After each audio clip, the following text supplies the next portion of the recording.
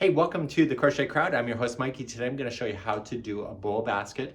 These kind of templates you can probably find on Amazon. And what it is just basswood, about 3 to 4 millimeters.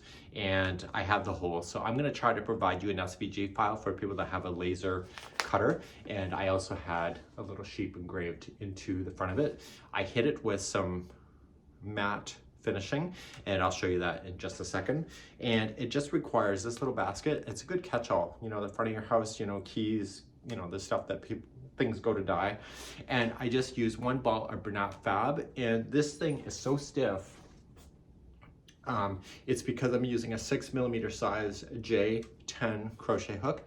And the thing about it is that this yarn, when you're doing an actual basket, is requiring a 15mm size Q hook, which is massive. And I thought, well, the way that baskets work is that they don't collapse if the hook is way too small for the yarn. So I decided to do that. So let's get started. And I'll take you to the studio now. I'll show you how I made it, and then we're gonna come back and show you how to do it. So I'm starting the process of making the base. We have a laser cutter here. And so I have made and designed the base here to be able to do that. And I'm just gonna create that first.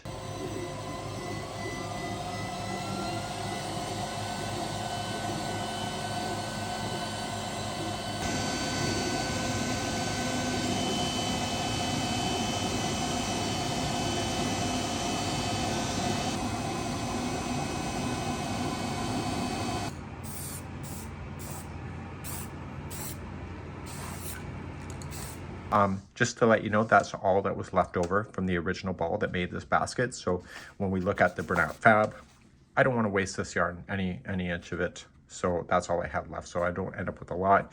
And so this, what this meant for me is that once I ran out of yarn, I just stopped and I just slip stitched the final stitch in.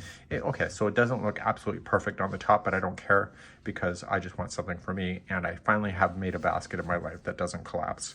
And you can see the waistcoat stitching is actually done here.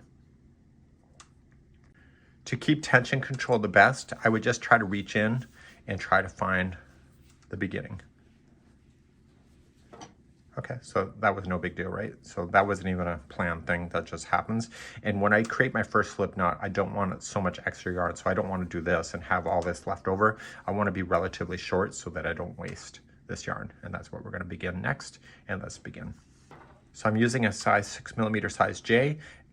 There's a lot of pressure for this, so it's possible to break your hooks. So what we need to do is orientate ourselves so that the right side of the yarn is facing us when we're going to crochet. So if I start and up here and I go this way, it will mean that the inside of the basket is going to have the right side of the work. So what I need to do is stay here and crochet around this way. Okay, so we're going to keep this facing up and just insert this. So this is a slip knot already onto the hook. And you have to use this hand a lot just to wrap it around and to pull through. So just get yourself established.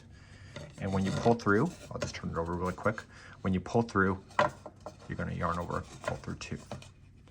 That's a standing single crochet. So I'm gonna switch it back. And so what I need to do is that I need to get this tail end so that it's right on top of there, so it gets stuck underneath. So as I move to my next one, I come up from behind, I wrap it, I come through,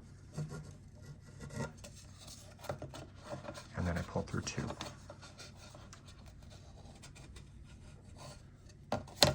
Okay, so do you see that this is getting stuck underneath the stitch work? So from behind, I wrap,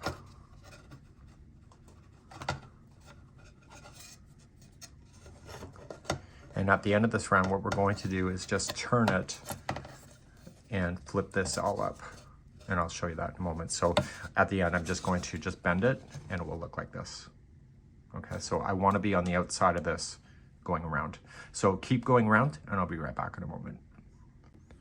On the other bowl basket, I never had any tail ends that finished, like when it was in the yarn, but this is what it will look like. So they've actually sewed the 2 pieces together. Another observation I had, Karen told me to spray this with the mat before I did it. I didn't do that on the last one, and the charcoal of the burn actually gets on the yarn. So that was a great observation, and I did not need to sand it down. I just had to hit it with some spray. So what this yarn is doing, because the hook is too small for this yarn, is that it's compressing the yarn, making it really rigid. You're going to come to your last hole. Okay, so it's going to be really tight. So what you can do if it bothers you, just lean them forward like this towards the interior, and you will see how it's going to build up. And the next round is going to really collapse it to make it really good. So we're going to start with the waistcoat stitch. Normally we stay towards the top of the stitch when it's single crochet, but a waistcoat is going to split the legs. It's going to be really tight. So round number 2 is probably the hardest round of them all. And so you want to stay down here, not go up here. So you want to split in between the legs, force it through. You can't split this yarn at all. So you can turn it over to the back side to get it through if you need to. And just yarn over, pull through. You see how it's split? And then yarn over, pull through 2. So it's a single crochet, but it's using the splitting of the legs. So it's called the waistcoat stitch. So the next one, see how tight it is? So if you stay up here, that's single crochet. So if you want to do that, you can, but the waistcoat stitch is even tighter. So you just want to split those legs and pop on through. So I'm really using this hand more than I normally would. So split the legs, dig on in. You can't split the plies because it's a fabric, and pop on through. So this round is probably the hardest round of them all because you're establishing the waistcoat stitch, and then in the future you're going to know where that is, and it's going to be easier to access as well. So go around and do your waistcoat stitching around, and I'll be right back in a moment. So I'm not kind of paying attention to when I've gone all the way around, but you can clearly see it in the work. The more you do, the easier it's getting. So I did this yesterday and I was really frustrated with the process, but this is my second go at it and it's a lot easier today, and probably because I know what I'm doing. So if it's your first time and you're fighting with it, I think maybe you'll learn the lessons like I did yesterday, just to ease off on some of the tension. Dig in and just go there. So maybe this is a game of Survivor. Just dig in. It's still pretty tight though. So you're immediately going to jump to the next one right here. And again, keep splitting those legs. I know it's hard to see on the camera here, but it's the waistcoat stitch that gives it the illusion that this thing is knitted. And it's a really tight stitch. So I'm going to keep going around and around until I run out of yarn. And when I come back in a few moments, it'll be done. And if your hands are not falling off by the end of the tutorial, consider yourself lucky. It's actually not so bad the second time through, but yesterday, yeah, I thought I snapped my wrist. I'm almost out of yarn, and I do not want to waste much of this. It's t-shirt yarn. You want to use most of it. So you're going to keep on going your waistcoat stitching until you get close to the end. I could probably do one more.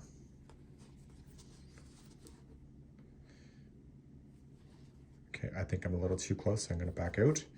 And the last stitch that I want to apply is just going to be a slip stitch. So through and through. Okay.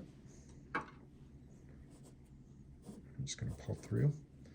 And I'm going to grab a tapestry needle and just weave it back through on the interior.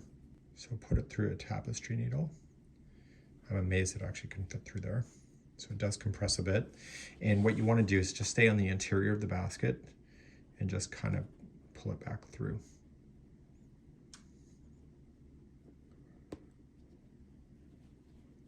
So you are going between the strands. Okay. And firmly pull it through. It actually slides pretty good, and make sure you pull it nice and tight to get that to flatten off a little bit more, and then back in the opposite direction through a slightly different path.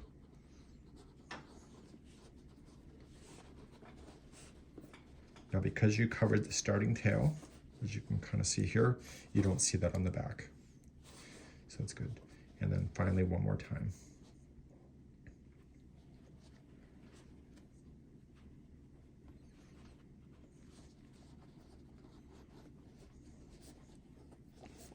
It actually slides on top of each other beautifully. Take your scissors and then cut.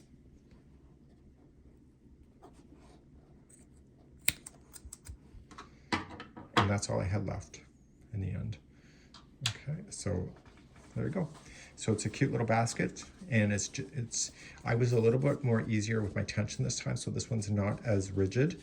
However, it's still amazing. It's not gonna fall out on itself. See, bounces right back, and pretty cool. This is how you do these baskets. Please leave me a comment and see what you think below.